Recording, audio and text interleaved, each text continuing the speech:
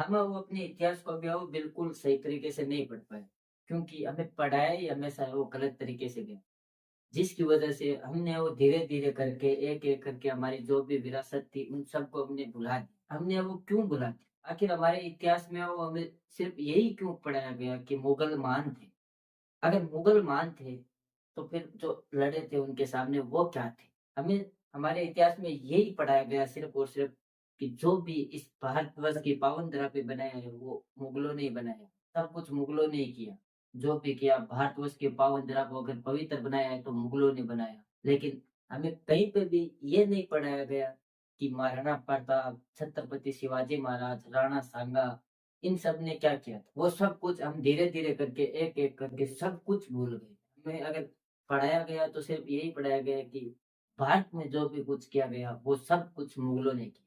मुगलों की बदौलत है वो भारत आज वो इस मुकाम पे है। सब कुछ मुगलों का बनाया हुआ है। भारत के जो वीर थे, भारत के जो राष्ट्रपुत्र थे, उन्होंने कुछ नहीं बनाया। सब कुछ इन मुगलों का बनाया हुआ था। अगर सब कुछ मुगलों ने बनाया था, तो हमारी इस प्यारी-सी भारतवर्ष की धरा को है वो वीरों की धरती क्यों कहा जाता? अगर सब कुछ मुगलों ने किया, भारत मुगलों के थ्रू तरक्की पे था, तो भारत की धरती को वीरों की धरती क्यों कहा गया? आखिर इसके पीछे क्या रीज़न? वो हमें नहीं बताया गया कि भारत को वो वीरों की धरती क्यों कहा। आखिर क्या हुआ उस पावन भारतवर्ष की धरा का, जिसे कभी पूरी दुनिया विश्व गुरु कहा करती थी? आखिर कहाँ गई वो भारतवर्ष की धरा, जिसे कभी पूरी दुनिया सोने की चिड़िया कह कर पुकारती थी? कहाँ है वो भारतवर्ष जिस आगे पूरी दुनिया नतमस्तक हो जाती थी? आखिर कैसे उजड़ी ये भारतवर्ष की पावन धरा?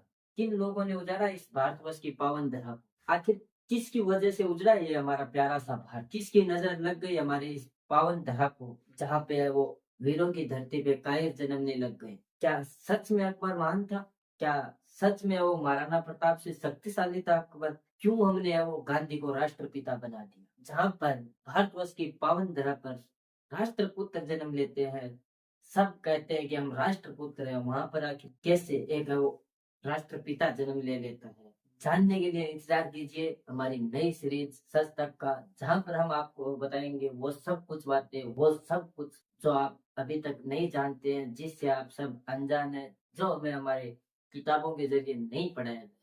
तो इंतज़ार कीजिए हमारी नई सीरीज़ सच तक का, और वीडियो देखने के लिए आप सभी का बहुत-बहुत धन्यवाद। जय श्री राम, जय सनातन, हर हर महादेव।